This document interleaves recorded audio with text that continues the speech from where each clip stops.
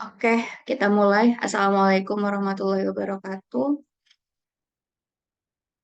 Waalaikumsalam warahmatullahi wabarakatuh. Warahmatullahi wabarakatuh. Oke, hari ini kita sesuai dengan kesepakatan em, mengambil waktu hari Jumat ya untuk pertemuan ke-12. Ini berarti sesi terakhir bersama saya ya adik-adik. Jadi nanti untuk mulai dari minggu depan berarti dosennya akan ganti.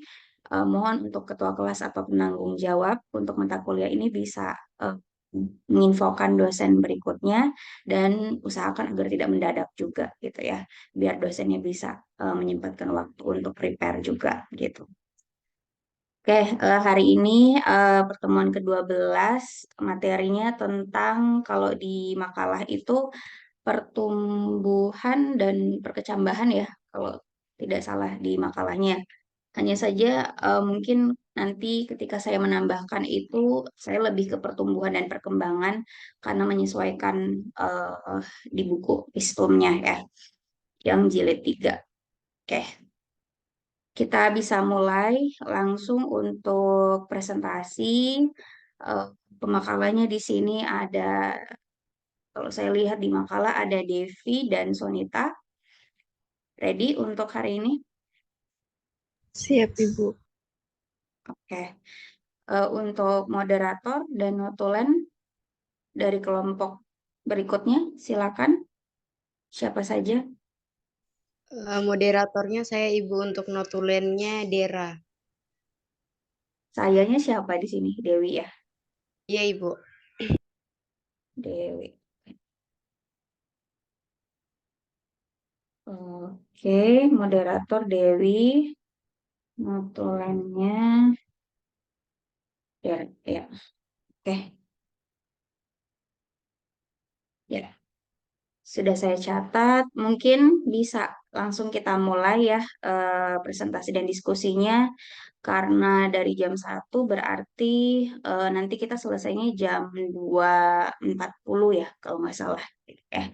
Jadi mohon nanti diingatkan kalau misalnya sudah kelewatan waktunya. Oke, silakan kepada moderator. Saya persilakan bisa memandu jalannya presentasi dan diskusi. Waktu dan tempat saya persilakan.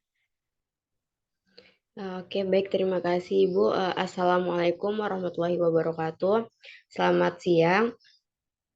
Sebelumnya, kita mengucapkan puji syukur atas kehadiran Tuhan Yang Maha Esa yang mana sudah memberikan kita nikmat kesehatan serta kesempatan sehingga kita dapat melakukan pembelajaran pada siang hari ini walaupun dengan uh, virtual atau kita melalui Zoom.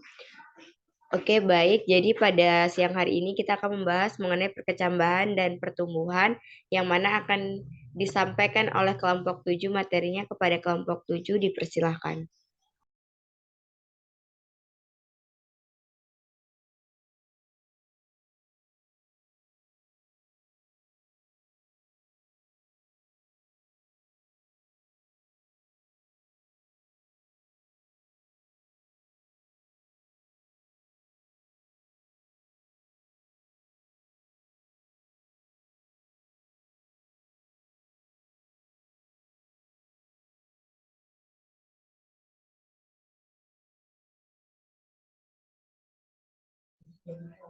Untuk kelompok 7 bisa mungkin sudah dimulai untuk presentasinya.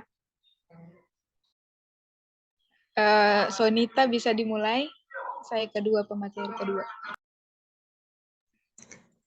Baik, terima kasih kepada moderator. Langsung saja,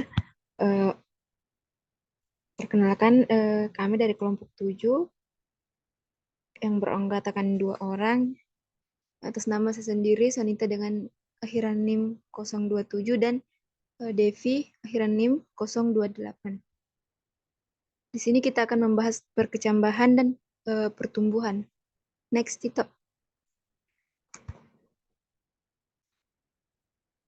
Next. Nah, di sini ada pengertian perkecambahan dan pertumbuhan. Jadi perkecambahan merupakan fase awal pertumbuhan individu baru pada tanaman yang diawali dengan munculnya radikal pada testa biji. Sedangkan untuk pertumbuhan sendiri adalah proses peningkatan ukuran dan bentuk tumbuhan yang terjadi setelah perkecambahan. Next.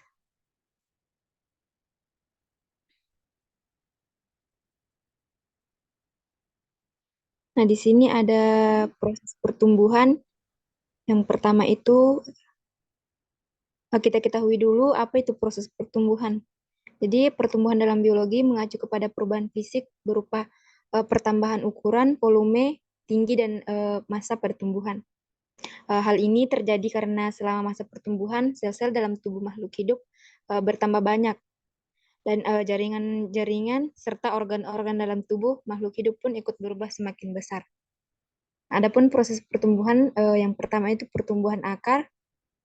Nah, proses pertumbuhan pada akar dimulai dari ujung akar yang disebut sebagai meristem akar. Meristem akar ini terdiri dari sel-sel yang terus-menerus membelah diri dan memperpanjang akar. Sel-sel baru yang dihasilkan oleh meristem akar akan membentuk jaringan meristem primer yang bertanggung jawab atas pertumbuhan panjang akar. Yang kedua itu pertumbuhan batang. Pertumbuhan batang sendiri dimulai dari ujung batang yang disebut sebagai tunas. Jadi pada bagian ujung tunas terbagi jaringan meristem yang terus-menerus membelah diri dan menghasilkan sel-sel baru. Nah, meristem pada batang sendiri ini berupa tunas apikal di ujung batang dan tunas lateral di samping batang. Nah, yang ketiga itu pertumbuhan daun. Nah, proses pertumbuhan daun dimulai dari ujung daun yang disebut sebagai daun apikal. Nah, proses pertumbuhan daun sendiri ini terdiri lagi dari 4 bagian, yaitu pertama pembentukan primodium daun. Nah, primodium daun ini merupakan tunas kecil yang terbentuk di ujung pucuk tunas. Nah, yang kedua, diferensiasi sel.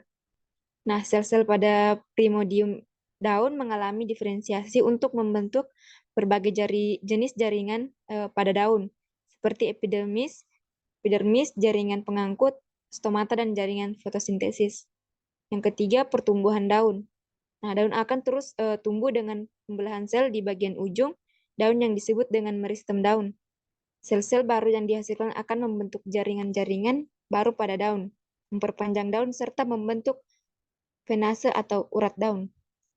Yang keempat, pembentukan stomata. Jadi, stomata ini merupakan struktur kecil yang terdapat pada epidermis daun dan berperan dalam pertukaran gas antara tanaman dan udara.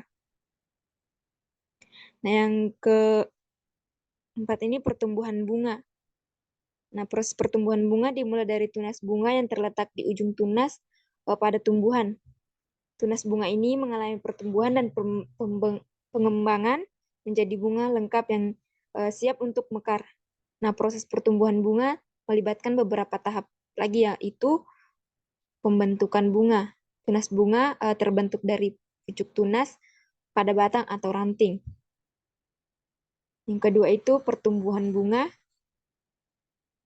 Proses pertumbuhan bunga ini melibatkan pembelahan sel dan perpanjangan sel-sel pada tunas bunga.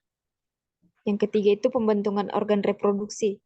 Jadi selama pertumbuhan bunga, organ reproduksi seperti benang sari dan putik akan mengalami perkembangan dan diferensiasi untuk menghasilkan sel-sel sperma dan sel telur yang penting bagi proses pertumbuhan.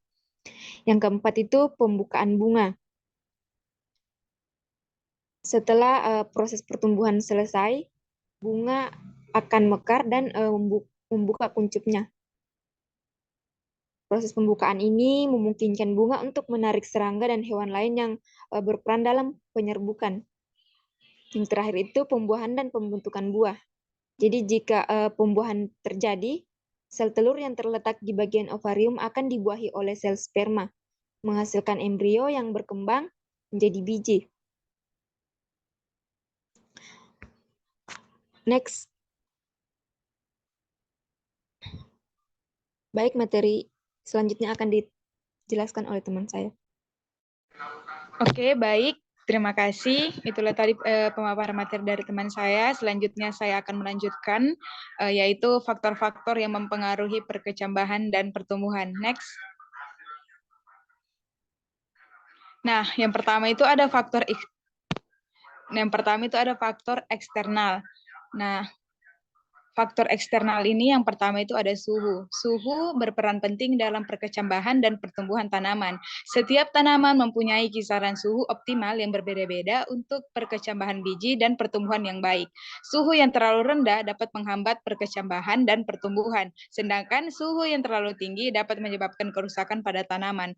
Suhu yang tepat dapat mempengaruhi aktivitas enzim, kecepatan reaksi kimia, dan pengangkutan zat pada tumbuhan. Yang kedua itu ada kelembapan. Nah, kelembapan tanah dan udara juga mempengaruhi perkecambahan dan pertumbuhan tanaman. Tanaman membutuhkan kelembapan yang cukup untuk mengaktifkan proses perkecambahan biji dan menyediakan air yang dibutuhkan untuk pertumbuhan. Nah, yang ketiga itu ada cahaya. Sinar matahari sangat penting untuk fotosintesis dan pertumbuhan tanaman. Tanaman membutuhkan cahaya yang cukup untuk menghasilkan energi yang dibutuhkan untuk pertumbuhan dan perkembangan.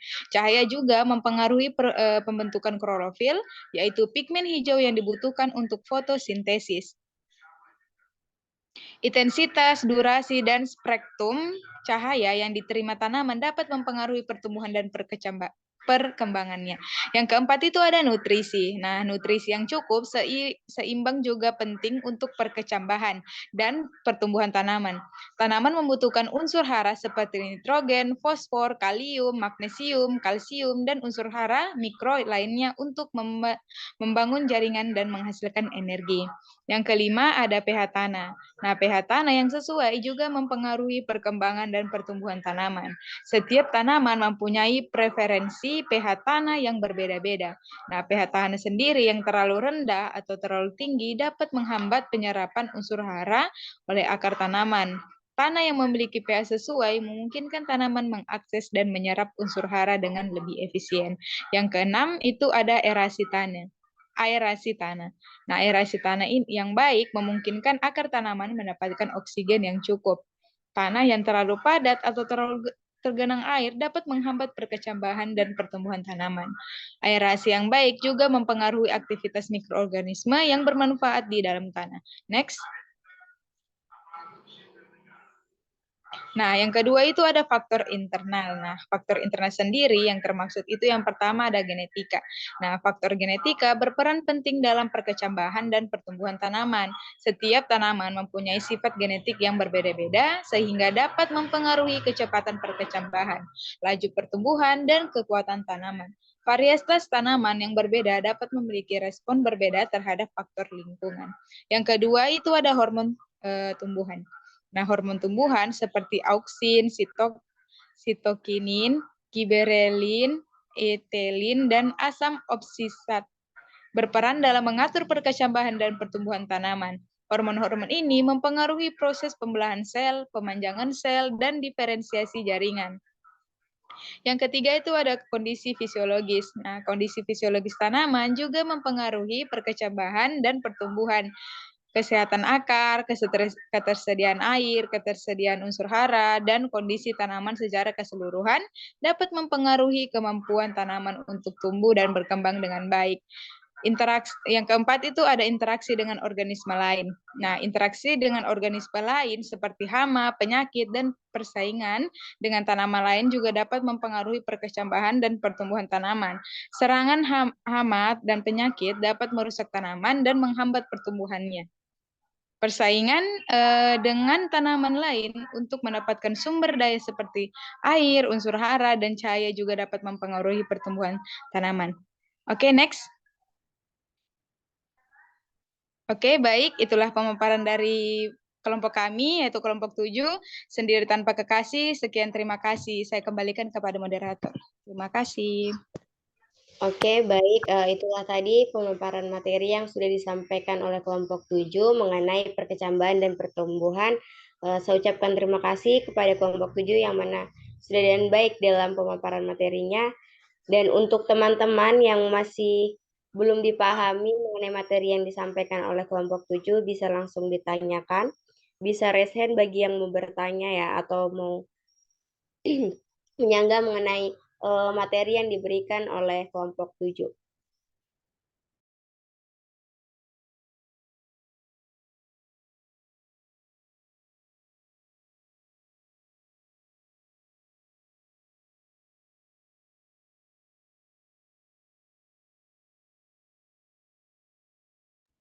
Izin bertanya, moderator.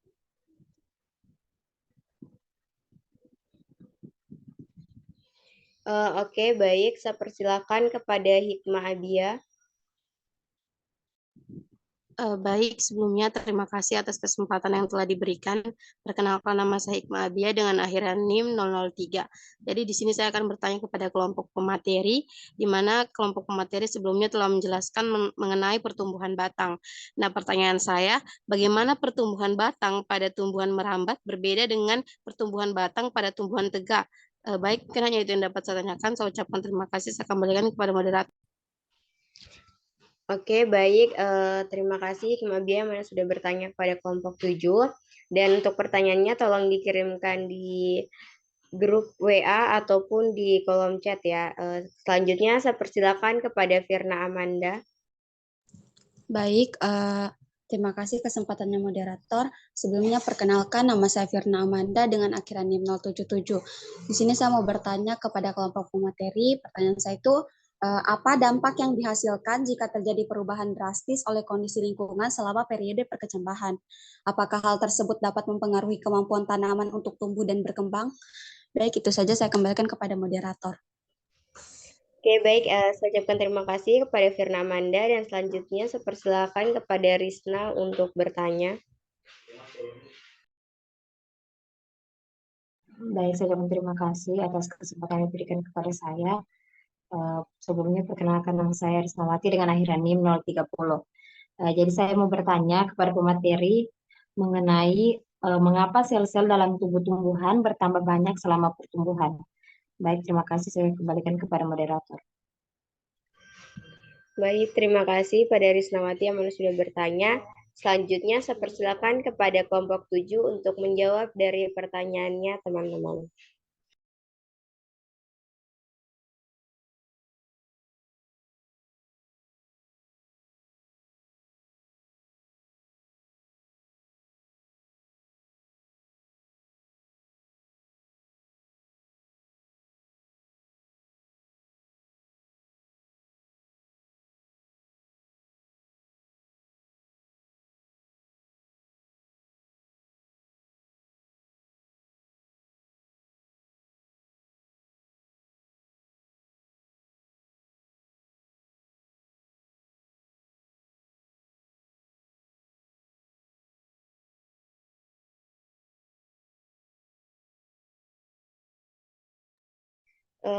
Untuk kelompok 7, apakah sudah bisa menjawab untuk pertanyaan pertama? Bisa, moderator. Oke, baik. Langsung saja saya persilakan kepada Devi untuk menjawab pertanyaan dari Hikmah Abia. Oke, baik. Terima kasih moderator atas kesempatannya. Di sini saya akan menjawab pertanyaan dari Hikmah Abia. Pertanyaannya itu bagaimana bagaimana pertumbuhan batang pada tumbuhan merambat berbeda dengan pertumbuhan batang pada tumbuhan tegak. Nah, pertumbuhan batang sendiri pada tumbuhan merambat berbeda dengan pertumbuhan batang pada tumbuhan tegak. Nah, ada beberapa hal di antaranya. Yang pertama itu tumbuhan merambat memiliki batang yang lebih panjang dan fleksibel dibandingkan tumbuhan tegak. Hal ini memungkinkan tumbuhan merambat untuk merambat dan melekat pada struktur lain untuk mendukung pertumbuhannya.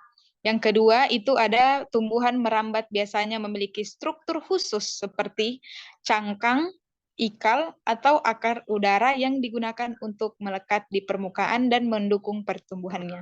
Yang ketiga, itu ada pertumbuhan batang pada tumbuhan merambat cenderung lebih cepat daripada tumbuhan tegak karena tumbuhan merambat seringkali harus mencapai struktur tertentu dalam waktu singkat untuk mendapatkan sinar matahari dan sumber nutrisi yang cukup. Yang keempat itu adalah batang tumbuhan merambat juga memiliki kemampuan untuk tumbuh dan berkembang sesuai dengan arah permukaan yang mereka tepati. Sementara batang tumbuhan tegak cenderung tumbuh sesuai dengan gravitasi. Oke, baik. Sekian jawaban dari saya kembalikan kepada moderator. Terima kasih. Oke, baik. Saya ucapkan terima kasih kepada Devi yang sudah menjawab. Selanjutnya, saya persilakan kepada Sonita untuk menjawab pertanyaan dari Pak Adia. Baik, terima kasih kepada moderator. Di sini saya ingin menjawab pertanyaan Hikmabia, yaitu bagaimana pertumbuhan batang pada tumbuhan merambat berbeda dengan pertumbuhan batang pada tumbuhan tegak. Jadi pertumbuhan batang pada tumbuhan merambat berbeda dengan tumbuhan tegak karena ada beberapa hal, yaitu hal pertumbuhannya. Jadi tumbuhan tegak umumnya tumbuh lurus ke atas menghasilkan batang yang tegak, sedangkan tumbuhan merambat memiliki batang yang tumbuh menjalar atau melingkar untuk menopang dirinya pada struktur di sekitarnya. Yang kedua itu struktur batang. Batang tumbuhan tegak ini umumnya kuat dan kokoh untuk menopang berat tubuhnya, sedangkan untuk batang tumbuhan merambat biasanya lebih lemah dan fleksibel sehingga dapat melilit dan menjalar. Untuk fungsi batangnya sendiri, pada tumbuhan tegak, batang berfungsi sebagai struktur penopang utama, sedangkan untuk pada tumbuhan merambat, batang fungsi sebagai alat untuk memanjat dan menopang tumbuh-tumbuhan. Yang terakhir itu mekanisme pertumbuhan. Nah, tumbuhan tegak umumnya memiliki pertumbuhan apikal di ujung yang dominan, sedangkan untuk tumbuhan merambat cenderung memiliki pertumbuhan lateral samping yang lebih aktif untuk mencari struktur penopang. Sekian dari saya ucapkan terima kasih. Saya kembalikan kepada moderator. Oke, baik. Saya ucapkan terima kasih kepada Sonita yang mana sudah menambahkan atau menjawab dari pertanyaannya Hikmah Adia. Selanjutnya, saya persilakan kepada teman-teman untuk menambahkan dan saya harap untuk pertemuan terakhir ini teman-teman aktif. Oke, baik. Langsung saya persilakan kepada Muslika. Baik, terima kasih kepada moderator. Saya ingin menambahkan jawaban dari pertanyaannya Hikmah Abia mengenai tadi bagaimana pertumbuhan batang pada tumbuhan merambat berbeda dengan pertumbuhan batang pada tumbuhan tegak. Pertumbuhan batang pada tumbuhan merambat dan tumbuhan tegak, untuk tumbuhan merambat, yang pertama itu panjang yang cepat.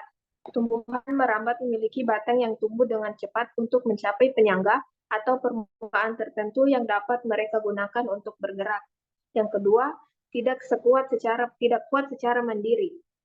Batang tumbuhan merambat cenderung tidak kuat secara mandiri dan bergantung pada struktur penyangga lainnya.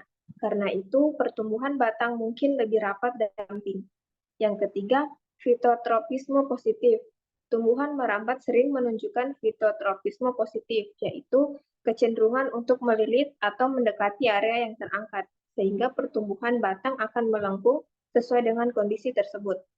Kemudian untuk tumbuhan tegak, batang tumbuhan tegak, yang pertama penyokong sendiri. Pada tumbuhan tegak, batang harus cukup kuat untuk menopang bagian atas tanaman dan menahan beban sendiri tanpa bantuan struktur penyangga. Yang kedua, dukungan struktur internal. Batang pada tumbuhan tegak biasanya mengandung jaringan pembuluh yang lebih tebal dan keras untuk memberikan dukungan struktural yang diperlukan. Yang ketiga, fitotropisme negatif. Beberapa tumbuhan tegak akan menunjukkan fitotropisme negatif, yaitu kecenderungan untuk tumbuh menjauh dari gravitasi dengan pertumbuhan batang naik menuju sinar matahari. Baik, itu saja, saya kembalikan kepada moderator. Oke, baik. Saya ucapkan terima kasih kepada Muslika.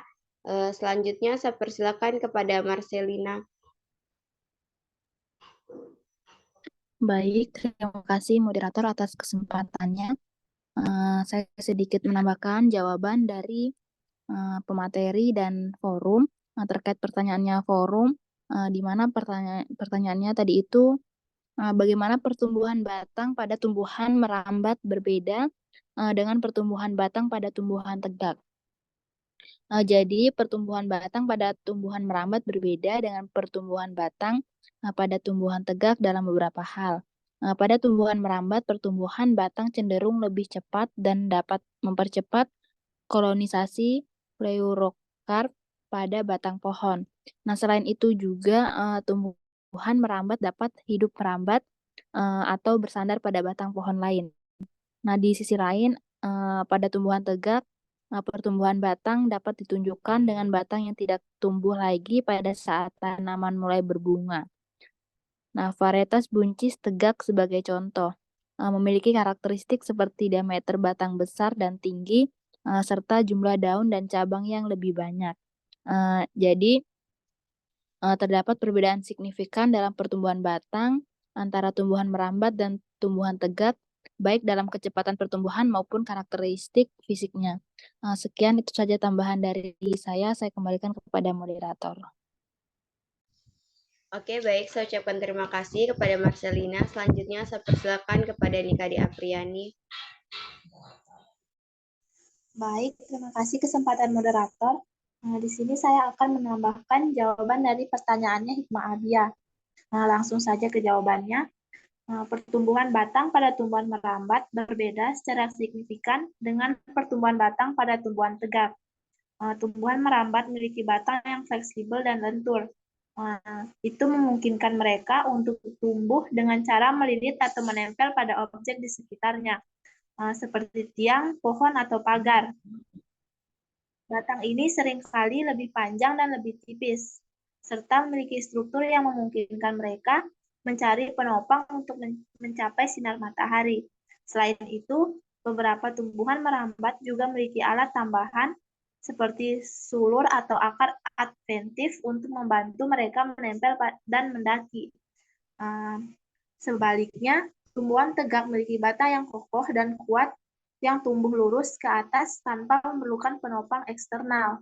Batang ini biasanya lebih tebal dan memiliki jaringan kayu yang lebih kuat untuk mendukung pertumbuhan vertikal dan menahan berat daun, bunga, serta buah.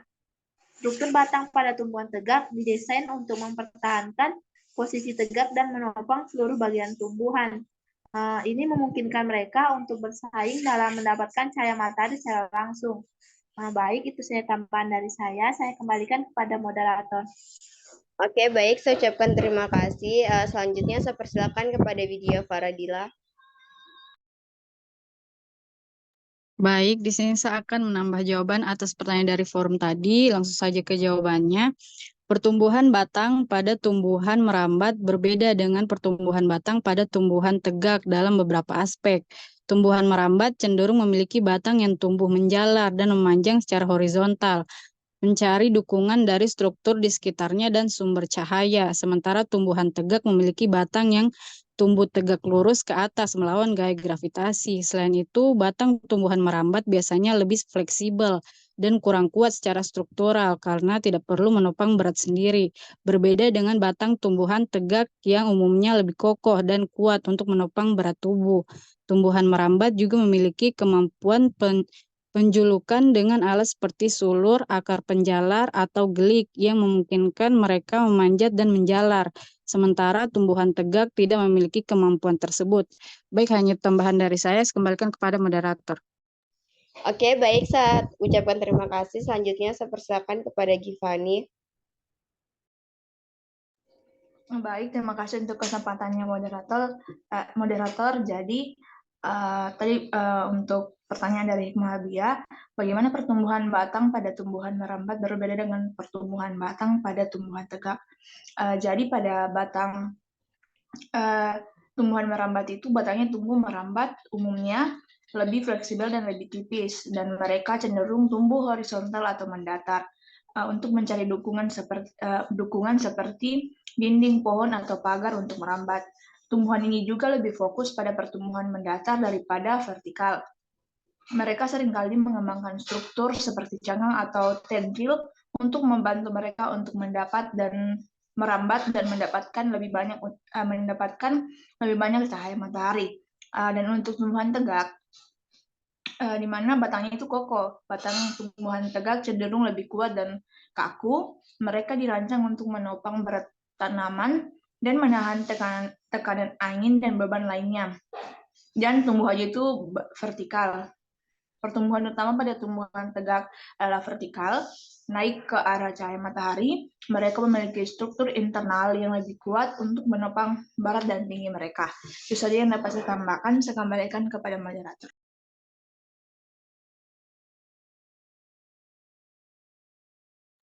Oke, baik. Saya ucapkan terima kasih. Selanjutnya, untuk teman-teman, apakah masih ada yang mau menambahkan mengenai pertanyaan dari Hikmah Abia? Oke, baik. Jadi saya kira sudah cukup ya. Selanjutnya, saya persilakan kepada Hikmah Abia, apakah sudah dapat dipahami atau belum dari jawabannya pemateri dan teman-teman tadi? Baik, sebelumnya saya ucapkan terima kasih kepada kelompok pemateri dan juga teman-teman yang telah menjawab pertanyaan dari saya.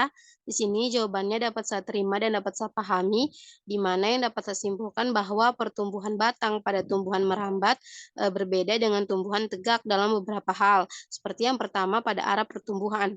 Tumbuhan tegak umumnya tumbuh lurus ke atas menghasilkan batang yang tegak, sedangkan pada tumbuhan merambat memiliki batang yang tumbuh menjalar atau melingkar untuk menopang dirinya pada struktur di sekitarnya. Yang kedua itu pada struktur batang, di mana batang tumbuhan tegak umumnya kuat dan kokoh untuk menopang berat tubuhnya. Sedangkan pada batang tumbuhan merambat biasanya lebih lemah dan fleksibel sehingga dapat melilit dan menjalar. Dan yang terakhir itu pada fungsi batang, di mana pada tumbuhan tegak, batang berfungsi sebagai struktur penopang utama, sedangkan pada tumbuhan merambat, batang berfungsi sebagai alat untuk memanjat dan menopang tumbuh-tumbuhan. Baik, hanya itu yang dapat saya simpulkan. Saya ucapkan terima kasih. Saya kembalikan kepada moderator. Oke, baik. Terima kasih Hikmah Abia yang sudah dapat memahami. Selanjutnya, saya persilakan kepada pemateri untuk menjawab pertanyaan kedua. Izin jawab moderator.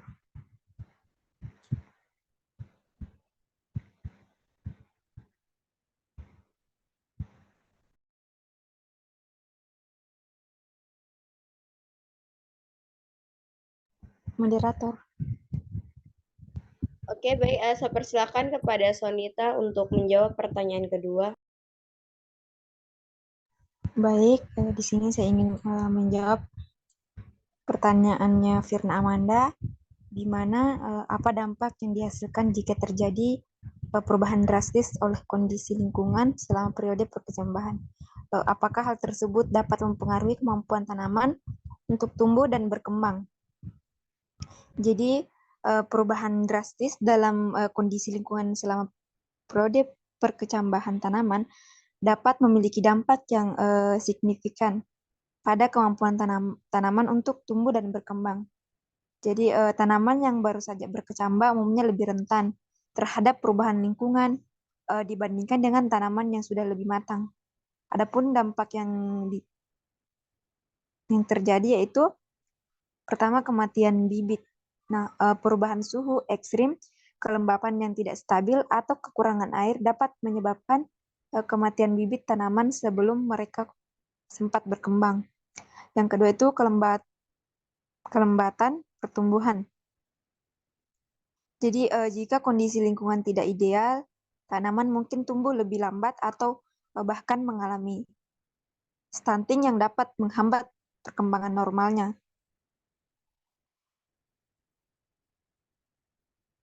Yang ketiga itu gangguan metabolisme.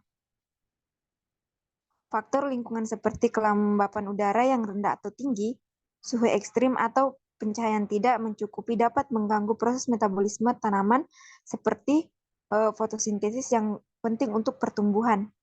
Yang keempat itu penyakit dan hama. Jadi tanaman yang lemah akibat perubahan lingkungan dapat lebih rentan terhadap perserangan penyakit dan hama yang dapat merusak pertumbuhan dan kesehatannya. Yang terakhir itu kerusakan struktural. Nah, perubahan lingkungan yang ekstrim seperti angin kencang, banjir, atau cuaca ekstrim lainnya dapat menyebabkan kerusakan struktural pada tanaman yang baru berkecambah. Dengan demikian, perubahan drastis dalam kondisi lingkungan selama periode perkecambahan tanaman dapat secara negatif mempengaruhi kemampuan tanaman untuk tumbuh dan berkembang secara optimal, dan bahkan dapat menyebabkan kematian tanaman yang baru tumbuh. Oleh karena itu, penting untuk memberikan kondisi lingkungan yang stabil dan mendukung bagi tanaman, terutama selama fase perkecambahan ini untuk memastikan pertumbuhan tanaman yang sehat dan kuat. Saja yang dapat saya jawab, saya kembalikan kepada moderator. Oke, saya ucapkan terima kasih kepada Sonita. Selanjutnya saya persilakan kepada Devi untuk menjawab pertanyaan dari Firna. Oke, baik. Terima kasih moderator atas kesempatannya. Jadi di sini saya ingin menambahkan sedikit jawaban dari pertanyaannya Firna. Nah, kan pertanyaannya tadi itu apa dampak yang dihasilkan jika terjadi perubahan drastis oleh kondisi lingkungan selama periode perkecambahan? Apakah hal tersebut dapat mempengaruhi tanaman untuk tumbuh dan berkembang? Jawabannya, yes, of course, tentu saja sangat berpengaruh. Nah, perubahan drastis dalam kondisi lingkungan selama periode perkecambahan tanaman dapat berdampak pada kemampuan tanaman untuk tumbuh dan berkembang. Nah, beberapa dampak yang mungkin terjadi akibat perubahan lingkungan tersebut, antara lain yang pertama itu tumbuhan mungkin tidak mampu bertahan hidup dan mati sebelum bahkan tumbuh. Perubahan ekstrim seperti suhu yang terlalu tinggi atau terlalu rendah, kekeringan yang parah, atau kelebihan air dapat menghambat proses perkecambahan dan menyebabkan kematian bibit sebelum mereka sempat berkembang. Contohnya itu kayak misal kita sebelum bertanam padi kan kita babibit dulu. Nah, sebab itu biasanya orang kalau babibit itu penuh airnya di tempat pembibitan itu anunya pasti akan mati. Sebaliknya juga kalau misalnya dia kekeringan itu bukan tidak tumbuh tapi dia tumbuh tidak sesuai dengan apa yang kita mau dan misalnya kayak ada cacat kah atau tidak sesuai pertumbuhan yang demikian gitu. Nah, yang kedua itu ada pertumbuhan tanaman mungkin terhambat atau terganggu. Nah, tanaman yang mengalami perubahan drastis dalam kondisi lingkungan selama periode perkecambahan dapat mengalami gangguan pertumbuhan seperti pertumbuhan yang lambat, stunting, atau abnormalitas dalam morfologi tanaman yang dapat mempengaruhi kemampuan tanaman untuk melakukan fotosintesis dan menyerap nutrisi. Nah, kalau misalnya kemarin itu saya ada tanam juga, saya contohkan karena saya punya contoh. Nah, jadi itu kacang hijau itu kan bibitnya itu kayak rusak begitu dia. Bukan rusak sih, kekurangan air. Nah, kita tanam di lahan yang kering. Nah, otomatis jadinya itu dia memang disiram hujan tapi tidak terlalu, tapi dia dirambat kekeringan. Nah, jadi pas dia sudah berbuah itu anunya itu kerdil begitu ya, kecil, terus dia permukaannya itu kasar gitu, nggak seperti halus kan, halus permukaannya, itu kacang hijau. Nah, sama juga kalau kacang hijau kita jadikan apa? Lupa sudah namanya. Toge. Nah, itu kan dia kalau ditaruh di air kan dia otomatis dia akan berkecambah, tapi coba lihat kalau sudah dijual di pasar langsung kering anunya sudah jelek loh. Jadi perubahan suhunya. Nah, yang ketiga itu ada tanaman bisa mengalami stres dan kerentangan terhadap penyakit. Nah, perubahan drastis kondisi lingkungan selama periode perkecambahan dapat menyebabkan stres pada tanaman, membuat mereka lebih rentan terhadap serangan penyakit dan hama. Nah, seperti yang saya bilang tadi, kerdil, terus dia itu permukaannya itu tidak rata, tapi bergelombang. Jadi dia kayak bukan kayak kekurangan nutrisi begitu dan gitu. Terus yang keempat itu ada kematian, jelas kematian pada tanaman. Nah, tanaman mungkin tidak mampu mengatasi perubahan lingkungan yang drastis dan akhirnya mati sebelum bahkan tumbuh atau sebelum mencapai kedewasaan. Oleh karena itu, perubahan drastis dalam kondisi lingkungan selama periode perkecambahan dapat berdampak negatif pada kemampuan tanaman untuk tumbuh dan berkembang secara optimal. Nah, penting untuk menjaga stabilitas lingkungan agar tanaman dapat tumbuh dan berkembang dengan baik. Oke, baik, sekian tambahan jawaban dari saya kembalikan kepada moderator. Terima kasih. Atas jawabannya yang sudah diberikan, selanjutnya saya persilakan kepada Risnawati untuk menambahkan. Baik, saya terima kasih atas kesempatan diberikan kepada saya.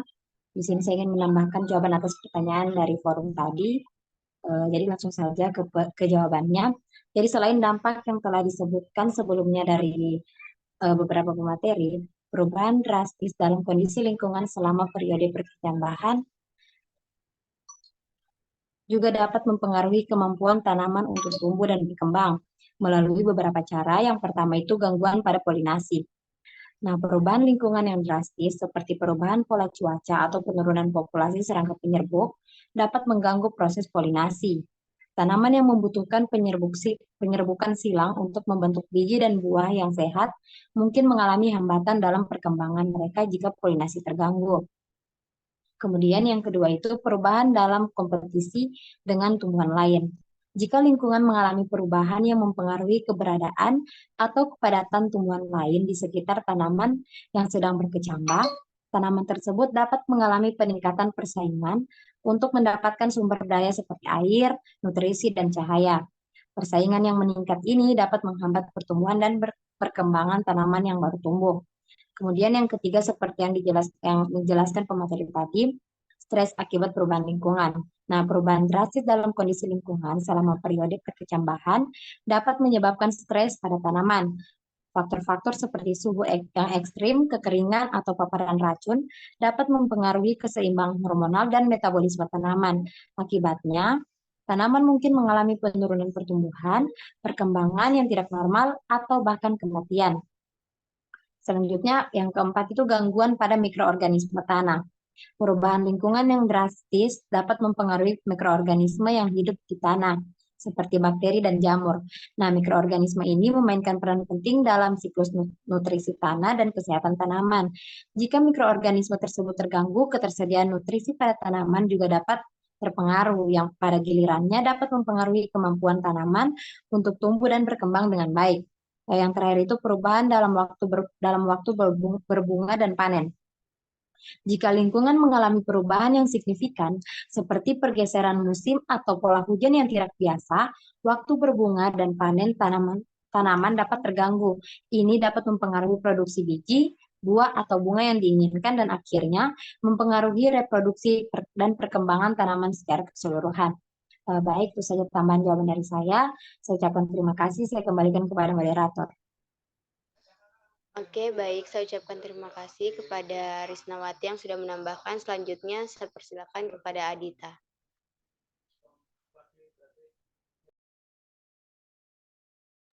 Baik, terima kasih atas kesempatannya moderator. Di sini saya ingin menambahkan jawaban pertanyaan dari Firna Amanda. Langsung saja ke jawabannya. Perubahan drastis dalam kondisi lingkungan selama periode perkecambahan dapat memiliki signifikan pada kemampuan tanaman untuk tumbuh dan juga berkembang.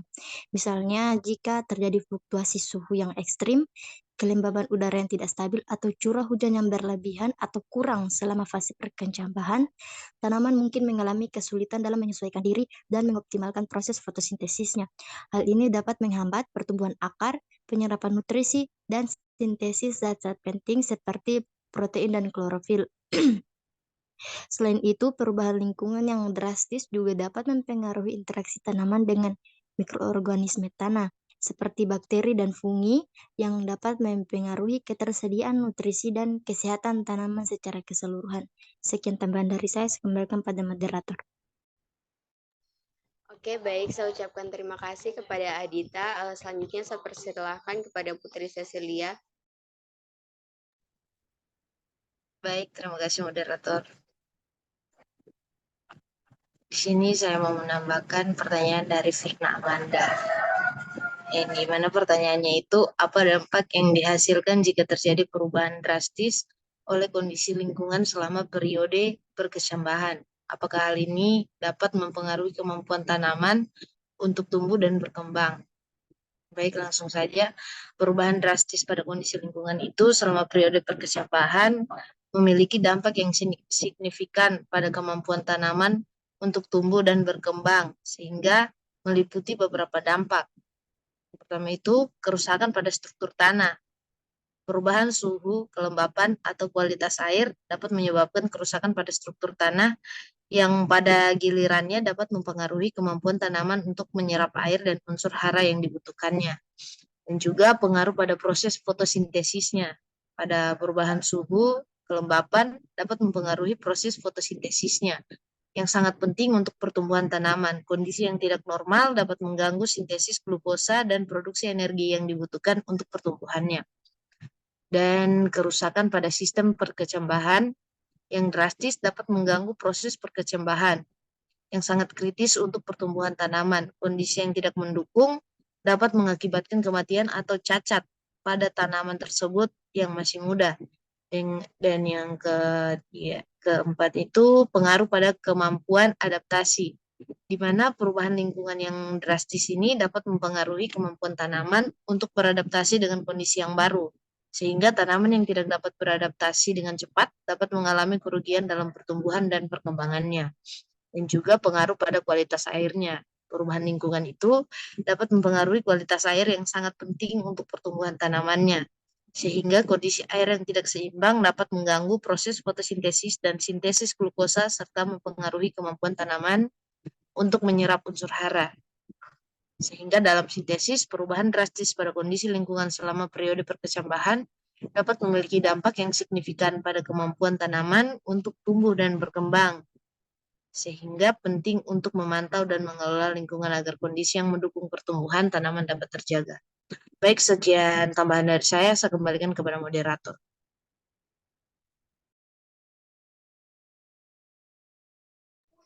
Oke, baik. Saya ucapkan terima kasih kepada Putri Cecilia yang sudah menambahkan. Selanjutnya saya persilakan kepada Rifkatul Ilmi. Baik, terima kasih atas kesempatannya. Di sini saya akan menambahkan jawaban dari pertanyaan forum seperti yang ditambahkan dari teman-teman tadi. Perubahan drastis dalam kondisi lingkungan selama periode perkecambahan dapat memberikan dampak signifikan terhadap kemampuan tanaman untuk tumbuh dan berkembang.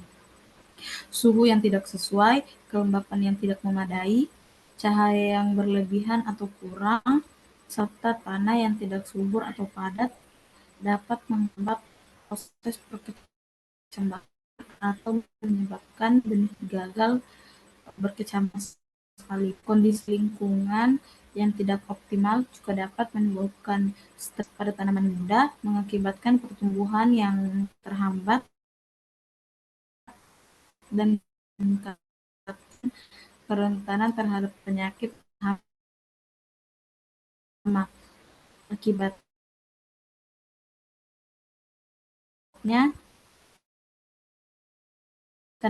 tanaman mungkin mengalami penurunan produktif. Dalam jangka panjang, perubahan lingkungan yang tidak sesuai yang mampu beradaptasi yang akan bertahan. Sementara kondisi lingkungan yang optimal selama perkecambahan sangat penting untuk memastikan pertumbuhan dan perkembangan tanaman yang sehat dan produktif. Baik, itu saja yang dapat saya tambahkan. Saya kembalikan kepada moderator. Oke, baik. Selanjutnya saya persilakan kepada Tito Harvey Lagimpu untuk menambahkan.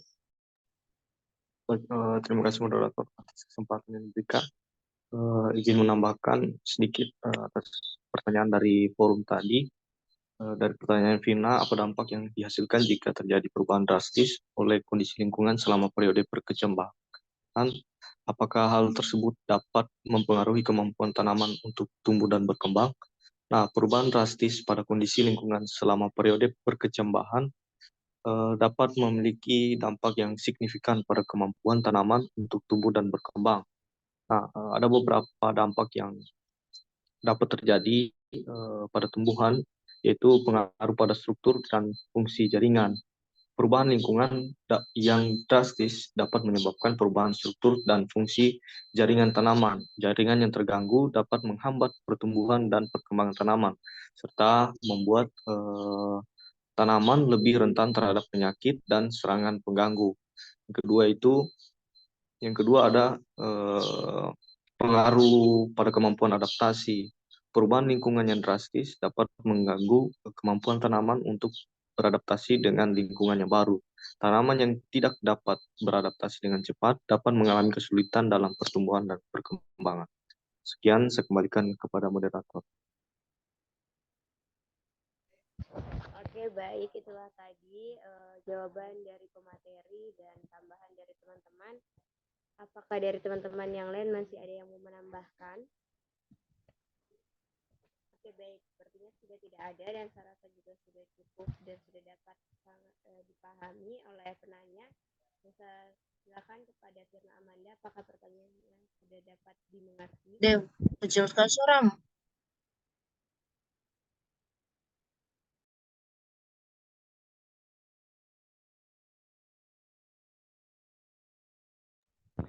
Kepada Firna Amanda, apakah sudah dapat dipahami pertanyaannya? Baik, pertama-tama saya ucapkan banyak terima kasih kepada teman-teman dan pemateri yang sudah menjawab pertanyaan dari saya. Jawaban itu dapat saya pahami, menyimpulkan bahwa perubahan drastis dalam kondisi lingkungan selama periode perkecambahan tanaman itu dapat membawa dampak negatif yang signifikan, di mana tanaman yang baru berkecambah itu lebih rentan terhadap fluktuasi lingkungan daripada yang sudah matang. Dampaknya itu mencakup kematian bibit, kelambatan pertumbuhan, gangguan metabolisme, dan hama, serta kerusakan struktur akibat cuaca yang ekstrem. Kondisi lingkungan yang stabil dan mendukung sangat penting untuk memastikan pertumbuhan dan perkembangan tanaman yang optimal serta menghindari kerugian yang dapat terjadi akibat perubahan drastis tersebut. Baik, itu saja kesimpulan dari saya. Saya kembalikan kepada Oke, baik. Selanjutnya saya persilakan kepada pemateri untuk menjawab pertanyaan ketiga.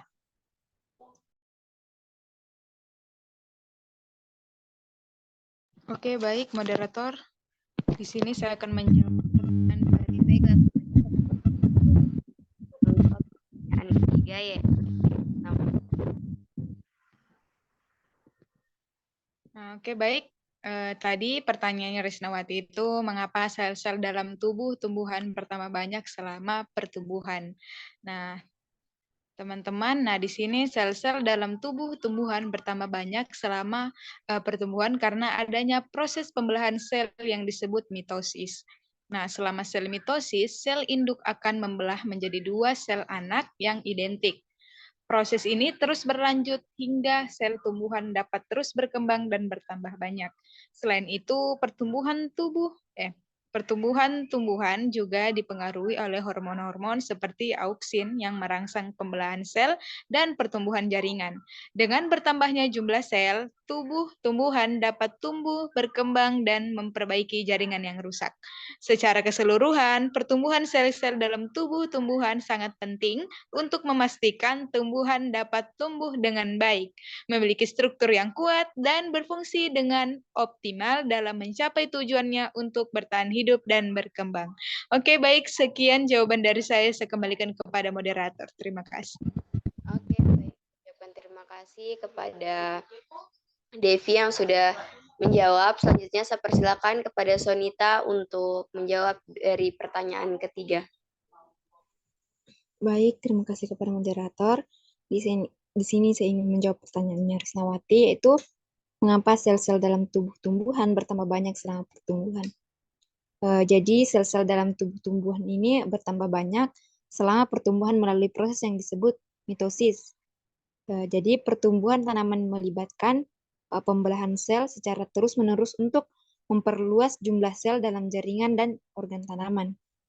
Nah, ada beberapa alasan mengapa sel-sel dalam tubuh tumbuhan bertambah banyak selama pertumbuhan, yaitu yang pertama pertumbuhan dan perkembangan. Nah, pembelahan sel memungkinkan tanaman untuk tumbuh dan berkembang secara struktural. Dengan bertambahnya jumlah sel, tanaman ini dapat memperluas ukuran dan bentuknya. Nah, yang kedua itu pemulihan dan regenerasi. Jadi sel-sel baru dibutuhkan untuk memperbaiki jaringan yang rusak akibat cedera, penyakit, atau tekanan lingkungan. Dengan membelah sel, tanaman dapat memulihkan dan meregenerasi jaringan yang terganggu. Yang ketiga itu fotosintesis. Jadi sel-sel tambahan dalam daun tanaman memungkinkan peningkatan luas permukaan daun yang dapat menangkap lebih banyak sinar matahari untuk fotosintesis. Hal ini mendukung produksi makanan yang memperluas untuk pertumbuhan dan perkembangan tanaman. Terakhir itu perkembangan organ. Nah, pembelahan sel memungkinkan pembentukan organ-organ baru dalam tanaman seperti akar, batang, daun, bunga, dan buah. Nah, jumlah yang bertambah memungkinkan organ-organ ini untuk tumbuh dan berfungsi dengan baik. Dengan demikian, penambahan sel dalam tubuh tumbuhan selama pertumbuhan adalah suatu keharusan untuk mendukung perkembangan dan fungsi organisme tersebut. Nah, proses mitosis yang menghasilkan sel-sel baru memainkan peran penting untuk memungkinkan tanaman tumbuh, berkembang, dan beradaptasi dengan lingkungan sekitarnya. Sekian dari saya ucapkan terima kasih, saya kembalikan kepada moderator. Oke, baik. Saya ucapkan terima kasih Sonita atas jawabannya. Selanjutnya saya persilakan kepada Dera Syaharani untuk menambahkan.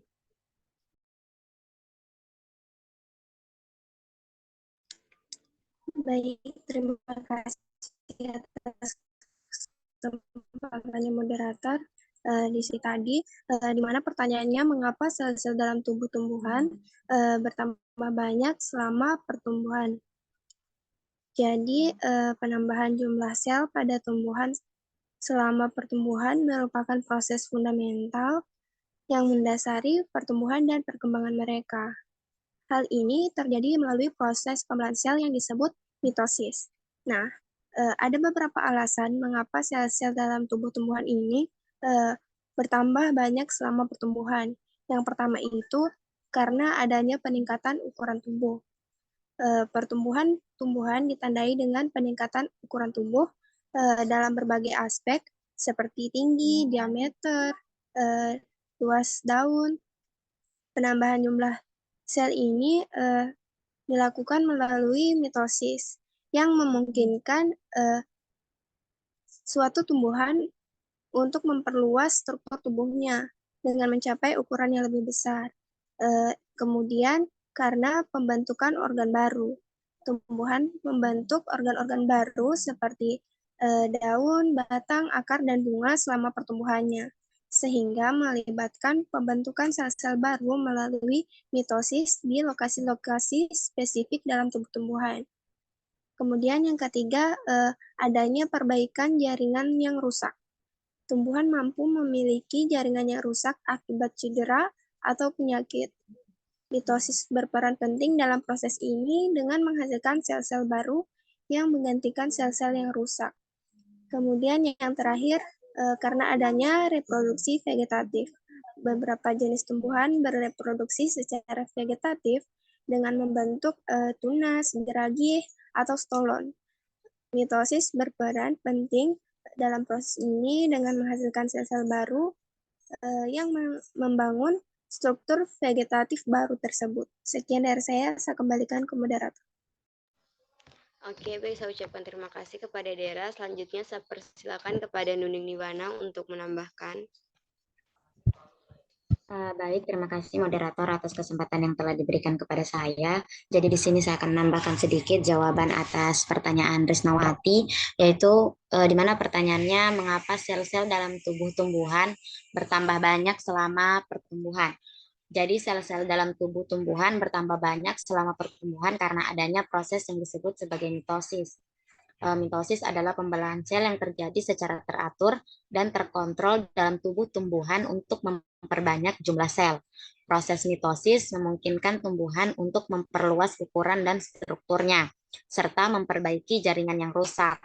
Dengan bertambahnya jumlah sel melalui mitosis, tumbuhan dapat mengalami pertumbuhan yang signifikan, baik dalam ukuran maupun dalam kompleksitas struktur tubuhnya. Selain itu, pertumbuhan sel yang berkelanjutan juga memungkinkan memungkinkan tumbuhan untuk menyesuaikan diri dengan lingkungannya, mengoptimalkan proses fotosintesis, dan meningkatkan kemampuan untuk menyerap air dan nutrisi yang diperlukan untuk kelangsungan hidup dan perkembangannya. Baik, sekian dari saya ucapkan terima kasih. Saya kembalikan kepada moderator. Oke, baik. Terima kasih Nuning Niwana. Selanjutnya saya persilakan kepada Putri Cecilia untuk menambah.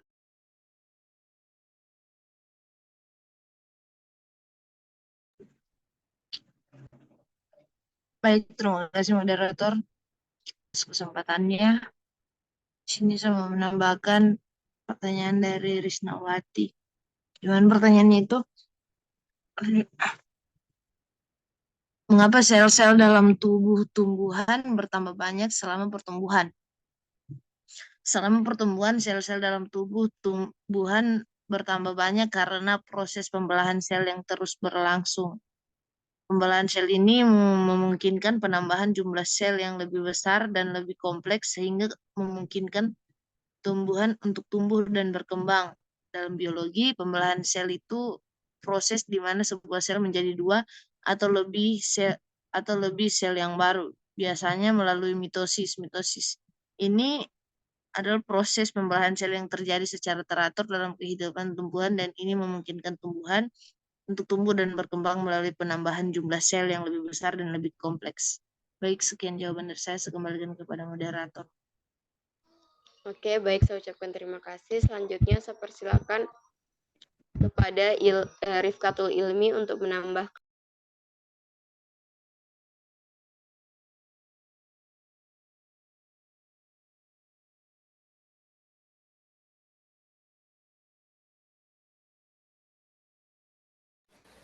Moderator saya kah? Ilmi. Baik, terima kasih. Di sini saya akan menambahkan jawaban atas pertanyaan dari forum. Sel-sel dalam tubuh tumbuhan bertambah banyak selama pertumbuhan karena adanya proses pembelahan sel yang dikenal sebagai mitosis yang terjadi di daerah meristem. Sebelumnya, meristem itu adalah jaringan yang terdiri dari sel-sel yang terus-menerus membelah dan terdapat di ujung akar, batang, serta kambium pada batang dan akar yang lebih tua. Pembelahan sel di meristem apikal memungkinkan pertumbuhan panjang atau tinggi tumbuhan, sedangkan pembelahan di meristem lateral seperti kambium vaskular meningkatkan diameter batang dan akar melalui pembentukan jaringan sekunder. Sel-sel baru yang dihasilkan oleh mitosis ini kemudian mengalami diferensiasi, mengembangkan struktur dan fungsi spesifik sesuai dengan peran mereka, seperti menjadi bagian dari xilem atau floem untuk pengangkutan air dan nutrisi. Selain mendukung pertumbuhan, pembelahan sel juga penting untuk perbaiki dan regenerasi jaringan yang rusak, serta memungkinkan tumbuhan untuk beradaptasi dan merespon perubahan lingkungan, sehingga pertumbuhan dapat bertahan hidup dan berkembang dengan optimal. Baik, itu saja yang dapat saya tambahkan. Saya kembalikan kepada moderator. Oke, baik, saya ucapkan terima kasih kepada Ilmi. Selanjutnya saya persilakan kepada Marcelina untuk menambah. Oke, baik. Terima kasih moderator atas kesempatannya. Saya izin menambahkan jawaban dari pemateri dan forum terkait pertanyaannya forum, yaitu pertanyaannya Risnawati, di mana pertanyaannya itu mengapa sel-sel dalam tubuh tumbuhan bertambah banyak selama pertumbuhan. Jadi sel-sel dalam tubuh tumbuhan bertambah banyak selama pertumbuhan karena proses pembelahan sel yang disebut mitosis. Pada saat mitosis, sel-sel tumbuh membelah diri untuk membentuk sel-sel baru yang kemudian akan berkembang menjadi jaringan dan organ-organ baru dalam tubuh tumbuhan. Nah, proses ini penting untuk memungkinkan pertumbuhan dan perkembangan tumbuhan secara keseluruhan. Jadi, selain itu juga pertumbuhan sel-sel baru juga diperlukan untuk memperbaiki jaringan yang rusak dan menggantikan sel yang mati. Ini memastikan bahwa tumbuhan dapat terus tumbuh dan berkembang seiring waktu. Jadi proses mitosis ini sangat penting dalam memastikan kelangsungan hidup dan pertumbuhan tumbuhan serta memungkinkan adaptasi terhadap lingkungan sekitarnya. Sekian itu saja tambahan dari saya. Saya kembalikan kepada moderator. Oke, baik. Selanjutnya saya persilakan kepada Nikade Apriani. Baik, terima kasih kesempatan moderator. Di sini saya akan menambahkan jawaban dari pertanyaannya Risnawati. Di mana pertanyaan tadi, mengapa sel-sel dalam tubuh tumbuhan bertambah banyak selama pertumbuhan? Sel-sel dalam tubuh tumbuhan bertambah banyak selama pertumbuhan karena proses pembelahan sel yang dikenal sebagai mitosis. Mitosis adalah mekanisme utama yang memungkinkan pertumbuhan dan perkembangan organisme tumbuhan. Selama mitosis, satu sel induk membelah diri menjadi dua sel anak yang identik secara genetik, sehingga jumlah total sel meningkat. Proses ini sangat penting untuk memperbaiki jaringan yang rusak, memperbesar ukuran organ, dan membentuk struktur baru seperti daun, bunga, dan akar. Selain itu, pembelahan sel yang berulang kali ini didukung oleh pembentukan meristem, yaitu jaringan tumbuhan yang memiliki kemampuan terus-menerus untuk membelah. Meristem apikal yang terletak di ujung akar dan batang berperan dalam pertumbuhan panjang tumbuhan, sementara meristem lateral yang terletak di sekitar batang dan akar berperan dalam pertumbuhan diameter.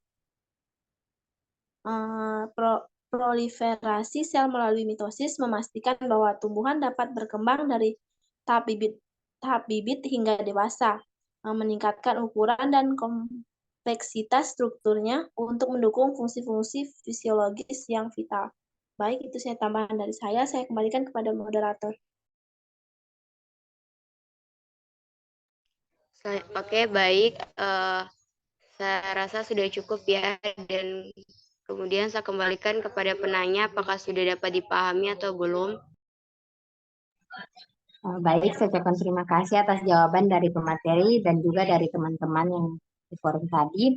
Jadi dapat saya terima dan dapat saya simpulkan bahwa sel-sel dalam tubuh tumbuhan bertambah banyak melalui proses mitosis yang terjadi selama pertumbuhan. Nah, pertumbuhan tanaman melibatkan pembelahan sel secara terus-menerus untuk memperluas jumlah sel dalam jaringan dan organ. Nah, penambahan sel-sel ini penting untuk pertumbuhan, perkembangan, pemulihan regenerasi, fotosintesis, dan perkembangan organ dalam tanaman. Nah, kemudian, proses mitosis juga memainkan peran utama dalam memungkinkan tanaman tumbuh, berkembang, dan beradaptasi dengan lingkungan. Selain itu, hormon-hormon seperti auksin juga mempengaruhi pertumbuhan tumbuhan dengan merangsang pembelahan sel dan pertumbuhan jaringan. Baik, saya ucapkan terima kasih. Saya kembalikan kepada moderator. Oke, baik. Saya ucapkan terima kasih kepada Risnawati yang mana sudah memahami dari jawaban yang sudah diberikan oleh pemateri dan teman-teman. Kemudian mohon maaf Ibu sebelumnya, apakah mau dibuka sesi 2 atau ditutup saja?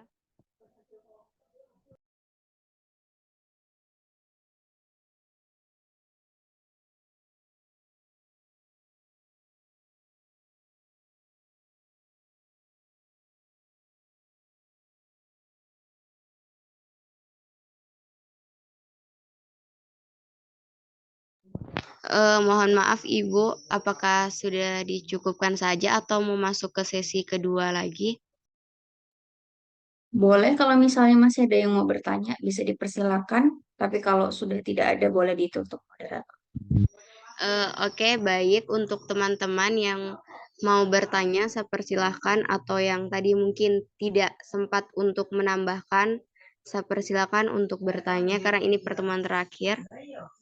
Oke, baik, langsung saja saya persilahkan kepada Nika Dedela Darmianti. Baik, terima kasih atas kesempatan moderator.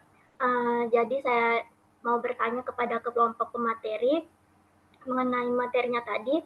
Jadi pertanyaan saya, bagaimana perbedaan pertumbuhan antara tumbuhan dikotil dengan monokotil, dan apakah ada perbedaan hormon yang mengacu pertumbuhan pada tumbuhan dikotil dan monokotil? Ya, itu saja pertanyaan dari saya kembalikan kepada moderator.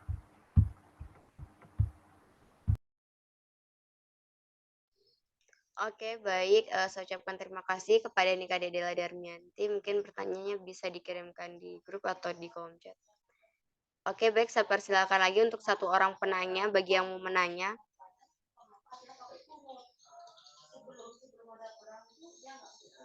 Oke, jika memang tidak ada yang mau bertanya, saya persilakan kepada pemateri untuk menjawab pertanyaannya Dela Darmianti.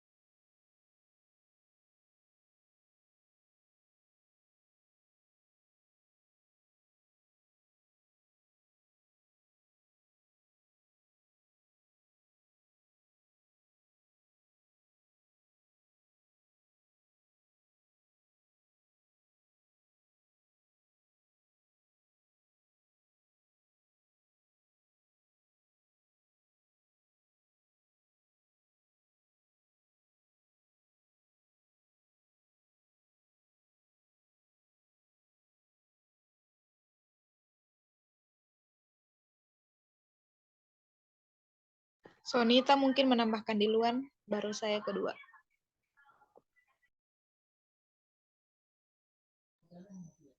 Oke, baik. Kalau begitu, Devi, Sonita apakah sudah mau menjawab dari pertanyaannya Dela?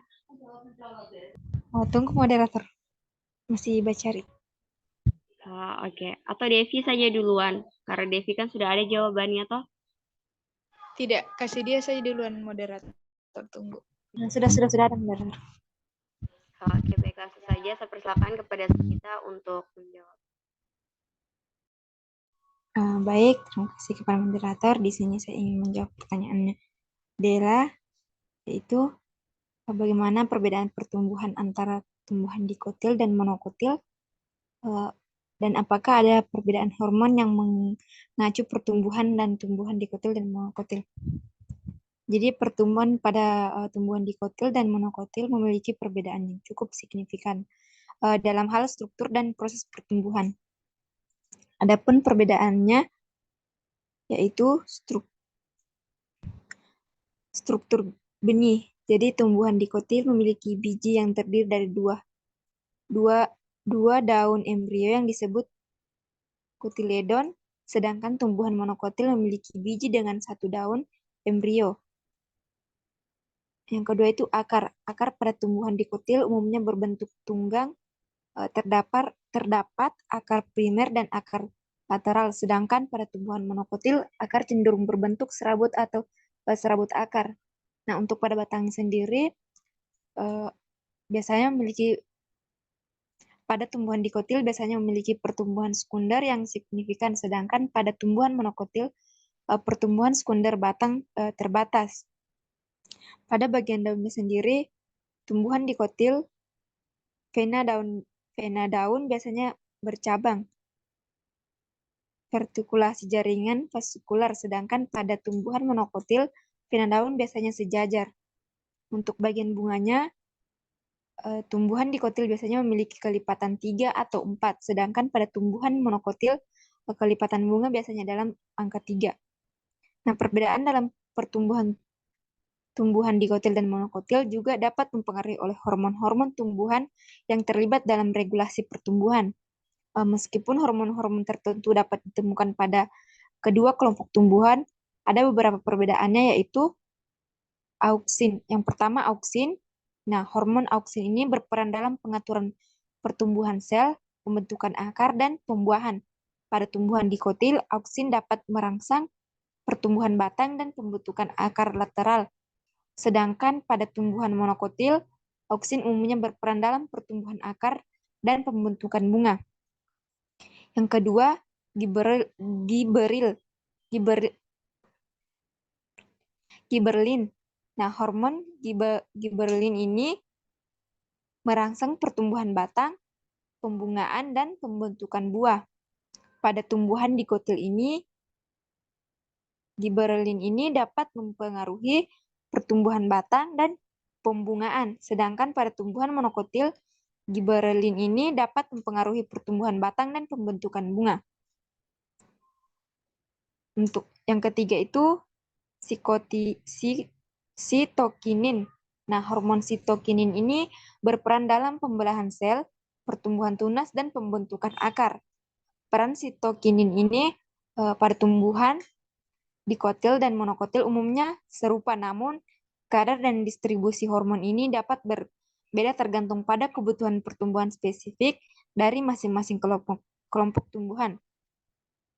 Meskipun terdapat perbedaan dalam pertumbuhan dan pengaruh hormon pada tumbuhan dikotil dan monokotil, keduanya memiliki mekanisme internal dan kompleks untuk mengatur pertumbuhan dan perkembangan mereka sesuai dengan kebutuhan dan lingkungan sekitarnya. Sekian dari saya ucapkan terima kasih. Saya kembalikan kepada moderator. Oke, baik. Saya ucapkan terima kasih kepada Sonita. Selanjutnya saya persilakan kepada Devi untuk menjawab dari pertanyaannya Dela. Oke, baik. Terima kasih moderator atas kesempatannya lagi. Di sini saya akan menambahkan jawaban dari pertanyaannya Dela. Pertanyaannya itu bagaimana perbedaan pertumbuhan antara tumbuhan dikotil dan monokotil, dan apakah ada perbedaan hormon yang mengacu pertumbuhan pada tumbuhan dikotil dan monokotil? Jawabannya seperti tadi, yes, of course, tentu saja ada. Nah, pertumbuhan pada tumbuhan dikotil dan monokotil memiliki perbedaan pada struktur akar, batang, daun, serta sejumlah biji yang dihasilkan. Nah, tumbuhan dikotil memiliki 2 daun berkecambah, pembuluh tumbuhan mengelilingi sumsum sekunder, akar tumbuhan berbentuk cabang, serta pembuluh tumbuhan tersusun melingkar. Sedangkan tumbuhan monokotil memiliki 1 daun kecambah, pembuluh tumbuhan tersebar di daerah sumsum sekunder, akar tumbuhan berbentuk serabut, serta pembuluh tumbuhan yang tersusun paralel. Nah, pertumbuhan hormon yang mengatur pertumbuhan pada tumbuhan dikotil dan monokotil juga terdapat pada jenis hormon yang dominan. Hormon auksin umumnya mengatur pertumbuhan pada tumbuhan dikotil, sedangkan hormon sitokinin lebih dominan mengatur pertumbuhan pada tumbuhan monokotil. Hormon auksin berperan penting dalam pertumbuhan akar, pembungaan, serta pembentukan daun, sedangkan hormon sitokinin berpengaruh pada pertumbuhan batang, reproduksi tumbuhan, serta pembentukan akar adventif. Oke, baik, sekian tambahan jawaban dari saya kembalikan kepada moderator. Terima kasih. Kepada Devi, selanjutnya saya beri kesempatan kepada teman-teman untuk menambahkan, dan bagi yang belum sempat menambahkan atau tadi yang tidak jadi, bisa di pertanyaannya Dela ini teman-teman untuk menambahkan. Silahkan raise hand bagi yang mau menambahkan.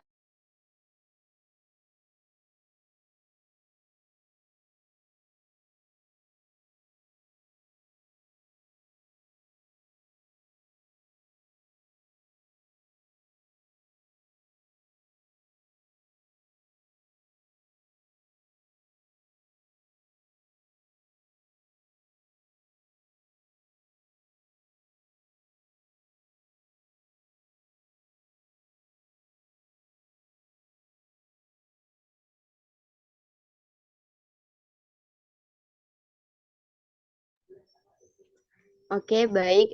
Jika memang sudah tidak ada yang mau menambahkan lagi, langsung saja saya berikan kepada Dela Darmianti. Apakah sudah dapat dipahami dari jawabannya pemateri? Baik, terima kasih atas jawabannya pemateri. Saya sudah sangat memahami perbedaan antara kedua pertumbuhan, antara tumbuhan dikotil dengan monokotil, dan adapun tadi juga perbedaan hormon pertumbuhan di antara keduanya. Tadi pemateri sebutkan kalau auksin itu lebih ke dikotil, sedangkan sitokinin itu lebih ke monokotil. Ya, itu saja saya berikan kepada moderator. Oke, baik. Saya ucapkan terima kasih kepada Dela Darmianti yang mana sudah dapat menyimpulkan dari pertanyaan sendiri dan sudah dapat memahami. Jadi saya rasa sudah cukup ya, dan dapat tutup karena kita selesai jamnya itu jam 2:40 dan Ibu akan memberikan penjelasan lebih jelas mengenai materi pada hari ini.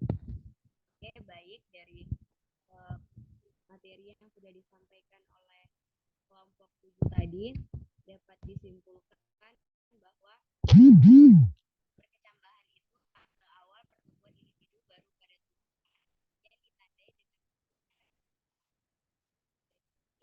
perkecambahan dipengaruhi oleh berbagai faktor seperti ketersediaan air, kandungan hormon, suhu, cahaya, dan oksigen. Pertumbuhan itu proses peningkatan ukuran dan bentuk tubuh tumbuhan yang terjadi setelah perkecambahan. Pertumbuhan melibatkan proses seperti pembelahan sel, kepanjangan sel, pembentukan jaringan baru, dan akumulasi bahan makanan. Pertumbuhan berlangsung sepanjang siklus hidup tumbuhan dari fase benih hingga tumbuhan dewasa. Perkecambahan dan pertumbuhan oleh berbagai faktor, baik dari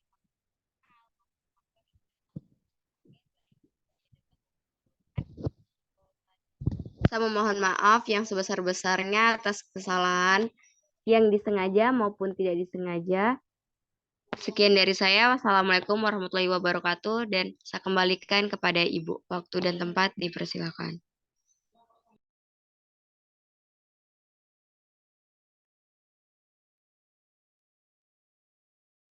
Oke, baik. Terima kasih moderator sudah memandu jalannya diskusi. Tadi sudah terjawab ya pertanyaan dari teman-teman kita. saya mau menambahkan beberapa hal ya terkait materi hari ini.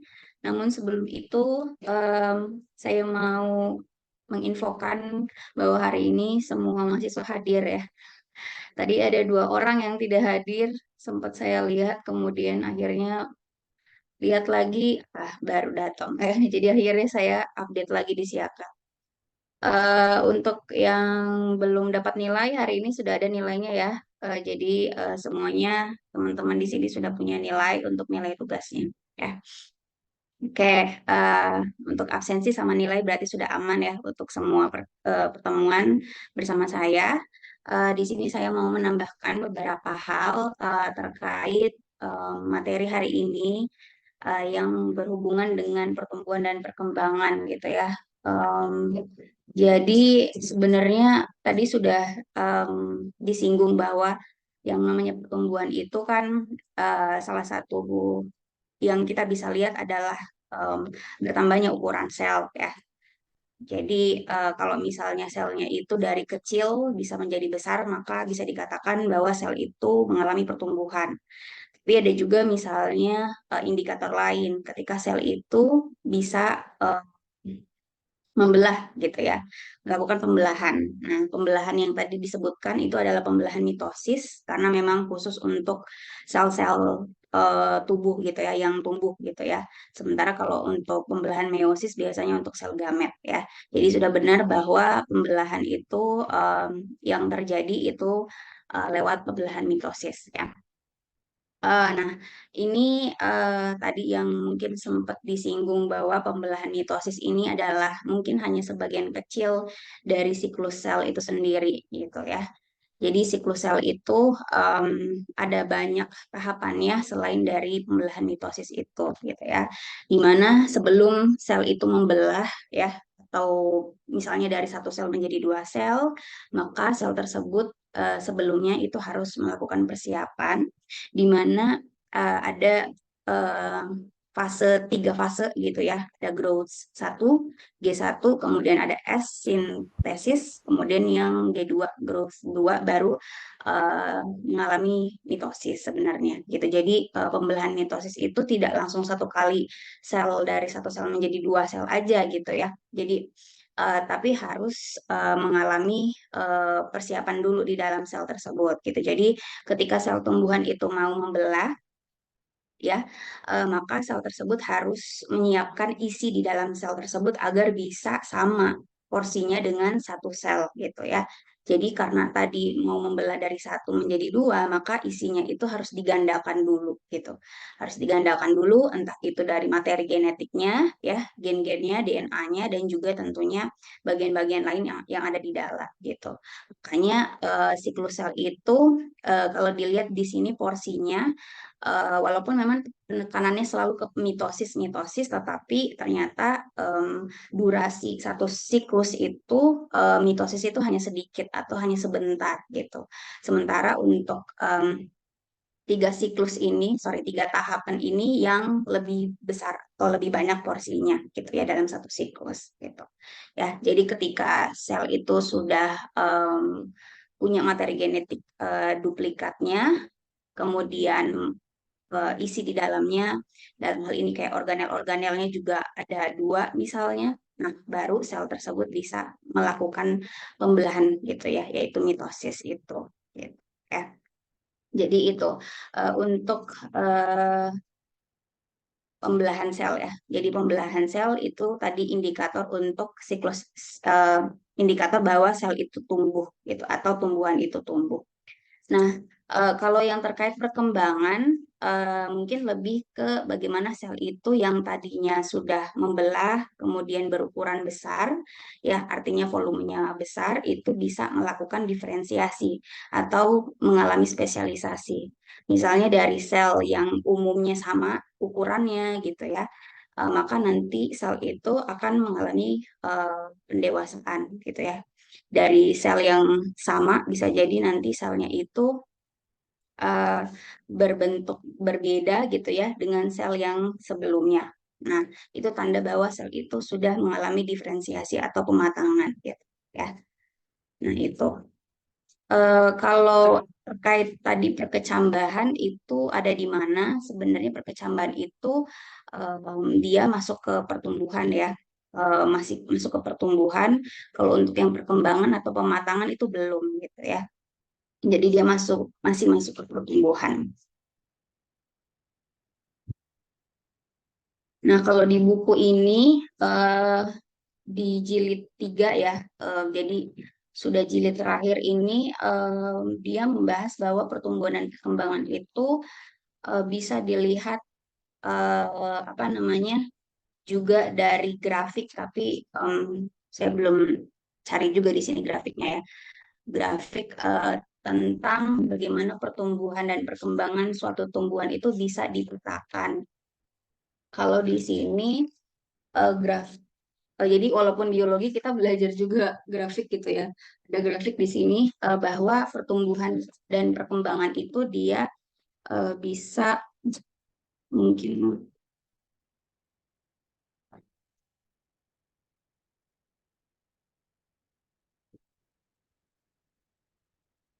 ini mungkin ya. Tapi ini tidak bukan khusus untuk ini ya kurva pertumbuhan tumbuhan ya. Tapi seperti ini bentukannya. Jadi tumbuhan itu bisa dipetakan bagaimana mereka punya tumbuhannya gitu ya kalau dari grafik ya. Nah, jadi ada kebanyakan tumbuhan itu di awal itu mengalami pertumbuhan yang agak lambat gitu ya. Jadi di bagian sini gitu ya, makanya tidak begitu signifikan peningkatannya, tetapi pada waktu tertentu dia bisa mengalami pertumbuhan yang signifikan gitu ya. Jadi kurvanya naik ke atas sampai akhirnya ketika dia sudah mulai tua tumbuhannya, maka tumbuhan tersebut masih bisa tumbuh tetapi regenerasinya mungkin lambat ataupun bisa aja statis gitu ya. Jadi ini bisa memodelkan bahwa pertumbuhan-tumbuhan itu memakai kurva ya. Kalau ini kurva pertumbuhan populasi ya yang dilihat, tapi sebenarnya bisa kalau kita pakai ini untuk menjelaskan bahwa tumbuhan itu punya peta tumbuhnya gitu. Nah, selain itu eh, mungkin terkait yang dikotil monokotil gitu ya. Em, ini memang banyak pembahasannya lebih ke karena hormon gitu ya atau fitohormon yang dipelajarinya di pertemuan kedua gitu ya. Pertemuan selanjutnya maksudnya. Jadi pertumbuhan dan perkembangan itu sebenarnya kan tadi konsepnya general ya bahwa pertumbuhan itu tadi bisa dikatakan dilihat dari selnya itu membelah lebih banyak gitu ya atau selnya itu memiliki ukuran lebih besar. Dan perkembangan adalah diferensiasi gitu ya. Jadi dari sel umum menjadi sel-sel yang khusus gitu. Nah, tapi kalau misalnya contohnya tentang tumbuhan, apakah misalnya dia monokotil dan dikotil, kemudian ada tadi tumbuhan yang merambat gitu ya, ataupun misalnya tumbuh tegak, itu mungkin bisa dijelaskan dari segi hormon-hormonnya gitu yang ada di dalam sel tumbuhan tersebut gitu. Nah, ada misalnya hormon yang dia itu sangat responsif terhadap matahari gitu ya, misalnya auksin gitu ya. Auksin itu kan ada sebagian besar lebih banyaknya itu di bagian apikal tumbuhan gitu ya, entah di bagian apikal atas ya, pucuk atas, kemudian bagian bawah gitu ya, bagian akar. Nah, ketika misalnya ada matahari, cahaya matahari, auksin itu em, di bagian ujung atas, bagian ujung bawah itu nanti akan merespon si cahaya matahari tersebut gitu. Bisa jadi ketika misalnya mataharinya itu ada di bagian kanan gitu ya, maka auksin itu lebih condongnya malah ke kiri gitu ya, karena dia akan sangat tidak begitu aktif bekerja ketika terkena dengan matahari gitu. Jadi bagian yang sisi bagian kanan batang tersebut ketika dia ketika dia itu dikenai matahari, maka dia terdegradasi gitu ya. Sehingga yang paling bekerja aktif itu di sebelah kiri, sehingga nanti dia melengkungnya ke sebelah kiri gitu ya. Jadi itu mungkin salah satu kenapa ada variasi apa namanya tumbuhan gitu ya, variasi bentuk tumbuhan gitu. Nah, kemudian juga yang kedua itu dari segi pembelahannya. Nah, kan tadi konsepnya kan pembelahan itu dari satu sel menjadi dua sel, gitu ya. Kemudian sel yang lain itu membelah lagi, gitu ya, menjadi banyak. Tetapi ternyata sel itu bisa membelah itu dia punya arah pembelahan gitu, ya. Jadi kalau adik-adik bisa cari ada yang namanya arah pembelahan periklinal ataupun antiklinal ya. Eh, Mungkin ini ya, yang ini ya, periklinal dan antiklinal. Jadi pembelahan itu tidak hanya maksudnya sederhana satu sel menjadi dua sel, tapi ternyata ada sel itu yang cenderung membelahnya itu tegak lurus gitu, atau ada juga sel itu membelahnya sejajar gitu ya. Ini jadi kalau yang periklinal itu pembelahannya itu dia sejajar gitu ya. Ini sedangkan antiklinal itu biasanya tegak lurus terhadap sel-sel yang ada di bawahnya ini gitu.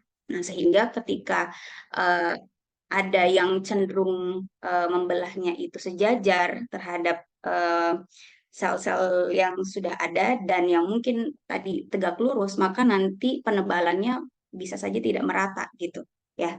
Jadi bisa saja misalnya gitu ya, ketika sel itu membelahnya lebih condong ke antiklinal gitu ya, maka mungkin nanti di bagian sini itu akan lebih tebal gitu ya. Nah, begitu juga dengan yang periklinal gitu. Jadi arah pembelahan itu bisa nantinya menimbulkan variasi dari si arsitektur si tumbuhannya nanti atau bentuk tumbuhannya nanti gitu, ya. Jadi kita membahasnya dari selnya gitu ya. Padahal kalau kita lihat tumbuhan itu kan sudah jadi organnya ya. Kita lihat akar, batang, daun, bunga, buah gitu ya. Tapi ternyata itu mulainya dari selnya itu sendiri gitu. Apakah selnya itu condong membelah arahnya seperti apa? Apakah sejajar ataupun berlawanan gitu ya terhadap sumbu selnya itu. Nah, itu ya periklinal dan antiklinal. Kemudian kalau balik lagi ke bagian sini, bagian siklus sel, ini kan tadi konsep juga ya bahwa siklus sel ini begini gitu. Jadi sebelum melakukan pembelahan selnya, sel tersebut harus menyiapkan materi genetiknya yang ada di dalam gitu ya. Biar nanti sel barunya bisa punya materi genetik juga gitu sama dengan sel induknya. Tapi ternyata ada juga sel-sel dalam mungkin tumbuhan itu yang bisa saja mereka itu setelah materi genetiknya diduplikasi, tapi mereka nggak masuk ke fase mitosis gitu. Bisa saja seperti itu. Jadinya nanti satu sel itu ada banyak inti gitu ya. Dari yang tadinya diploid 2N, terus kan harusnya dia membelah gitu ya, jadi memisah ya. Jadinya nanti satu sel 2N, satu selnya lagi 2N. Tapi ini ternyata yang fase M-nya itu di skip gitu, fase mitosisnya di skip, sehingga satu selnya itu bisa jadi lebih dari 2N, atau yang disebut sebagai poliploid gitu ya. Jadi sel-sel poliploid. Biasanya tumbuhan yang mungkin poliploid itu kalau dari buah misalnya dia lebih manis gitu ya, dan punya kelebihan sifat dibandingkan yang normalnya yang diploid gitu. Atau misalnya tumbuhannya lebih besar ya, karena selnya itu di dalamnya materi genetiknya lebih banyak gitu ya. Bisa jadi seperti itu gitu. Ada kayak keanehan gitu ya, atau mungkin tidak sesuai dengan prinsip siklus selnya ini yang harus bisa melewati semua tahapannya secara komplit. Tuh. Kemudian ada juga ketika misalnya tadi ada tumbuhan yang dia itu mengalami luka gitu ya, atau mungkin terkena penyakit bagiannya. Nah, ada sel yang awalnya itu sudah tidak bisa membelah lagi gitu ya, itu akhirnya balik lagi gitu. Istilah kalau di program itu di undo gitu ya, atau dibalikin lagi program selnya itu. Jadi dari yang dia terspesialisasi atau sudah tidak membelah, jadinya membelah lagi gitu. Nah, itu gunanya adalah untuk menutup bagian sel yang misalnya luka atau rusak. Jadi kemampuan tumbuhan ini sangat luar biasa ya dibandingkan mungkin kita mungkin manusia gitu, karena tumbuhan itu kalau ditanya apakah dia punya limitasi waktu untuk mati gitu, sebenarnya tidak gitu ya, karena kemampuan pembelahan sel ini atau meristematiknya sel ini gitu ya. Jadi untuk terus-menerus membelah dia bisa gitu eh, sampai mungkin puluhan tahun gitu ya. Asal faktor eksternalnya mungkin mendukung juga gitu ya. Jadi kalau faktor eksternalnya atau faktor lingkungannya itu mendukung, maka mereka sebenarnya bagian di dalamnya itu bisa melakukan pembelahan terus-menerus.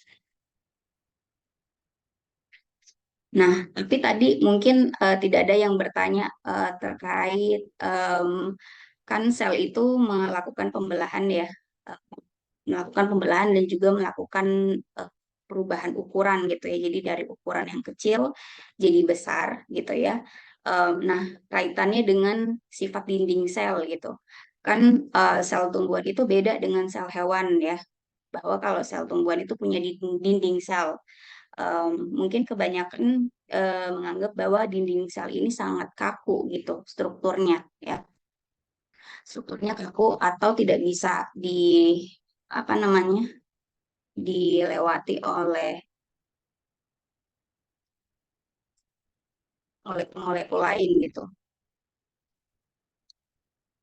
Nah, tapi ternyata dinding sel ini juga sangat berperan ketika sel itu mau membesar ukurannya gitu. Padahal tadi balik lagi, kebanyakan yang mungkin pemahaman kita, sifat dinding sel ini tidak bisa membuat sel itu bisa melar gitu ya.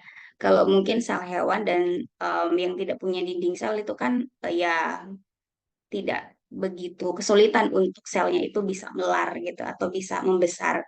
Tapi kalau ini kan sel tumbuhan kan dia sudah punya membran sel, punya lamela gitu ya, lamela tengah ini ya, punya eh, dinding sel gitu ya.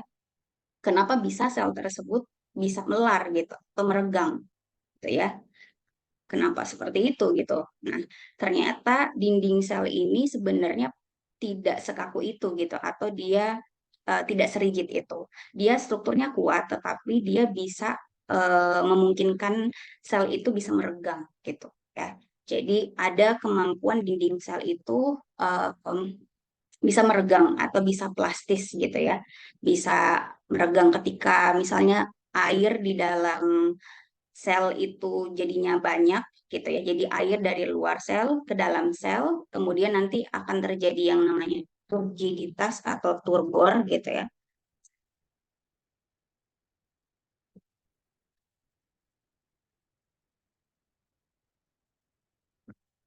Ya, jadi ketika misalnya air itu dari luar ke dalam sel, maka tentunya nanti air itu kan akan eh, mendorong gitu ya ke batasan di sel tersebut gitu. Nah, jadi tekanan turbor ini sebenarnya nantinya bisa membuat di sel tersebut itu bisa membesar gitu. Bisa membesar, mengalami perubahan ukuran volumenya itu jadi besar. Nah, dan itu dibantu oleh dinding sel tadi. Jadi dinding sel punya batasan dia bisa meregangnya sampai berapa banyak gitu ya. Jadi ternyata dinding sel itu em, selain dia bisa sebagai pendukung struktur selnya gitu ya sehingga selnya itu kuat, tetapi ternyata sel itu juga terbantu untuk membesar ukurannya walaupun ada dinding sel ini gitu. Jadi dinding sel bisa membantu eh, pertumbuhan sel itu ya, tumbuhan-tumbuhan itu. Nah, ditambah lagi ketika misalnya tumbuhan itu punya hormon gitu ya, misalnya kayak hormon auksin atau hormon yang lain, di mana hormon-hormon tersebut bisa mengubah sedikit struktur di dinding tersebut gitu ya, sehingga yang normalnya tadi misalnya dinding selnya itu bisa melar segini gitu ya. Akhirnya ketika hormon itu ada dan mengubah sedikit struktur dari dinding sel gitu ya, bisa akhirnya nanti range-nya bisa lebih lebar lagi gitu. Jadi hormon itu bisa membuat, makanya kenapa hormon itu sebagai mempercepat pertumbuhan gitu. Nah, salah satunya adalah dengan itu gitu. Jadi mengubah sedikit struktur di dinding sel sehingga selnya itu, dindingnya itu bisa lebih banyak meregangnya dibandingkan yang normal tadi. Ya. Nah, mungkin yang terakhir terkait suhu gitu ya. Jadi misalnya kenapa suhu itu, misalnya suhu tinggi gitu ya, membuat pertumbuhan misalnya kecambah gitu ya, tadi biji itu berkecambahnya itu lebih lama.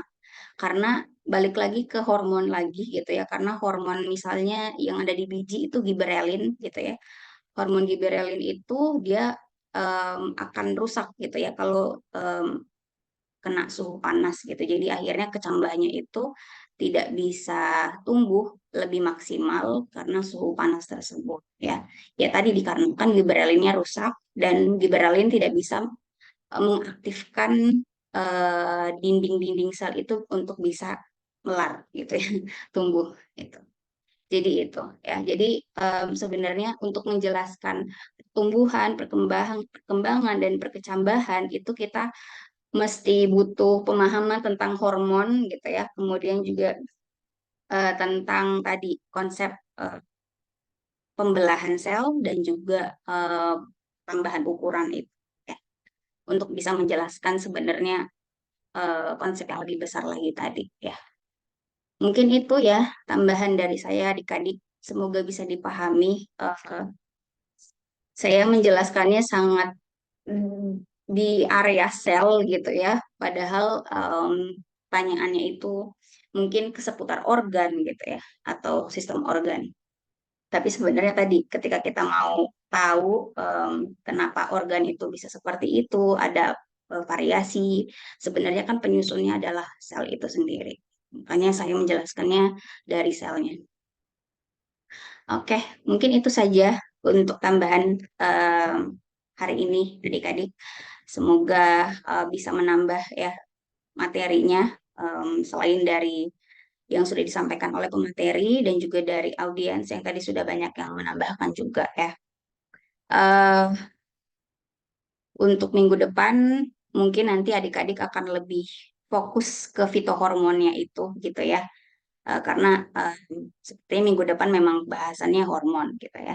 Jadi mungkin nanti akan lebih memahami sekali tentang hormon itu gitu ya. Oke, ada yang mau ditanyakan kah sebelum kita tutup? Silakan. Tidak ada? Oke, berarti asumsinya adik-adik sudah memahami materi hari ini. Semoga bisa dipermantap lagi untuk pembahasan pertumbuhan dan perkembangan di pokok bahasan mengenai fitohormon ya untuk minggu depan. Saya mohon maaf, mungkin selama 4 sesi ada kekurangan penjelasan dari saya atau kesalahan kata-kata, mohon dimaafkan. Dan terima kasih adik-adik sudah kooperatif selama 4 sesi ya. Silakan nanti minggu depan bisa mulai difasilitasi oleh dosen yang lain gitu ya. Saya akhiri untuk pertemuan hari ini. Assalamualaikum warahmatullahi wabarakatuh dan selamat siang.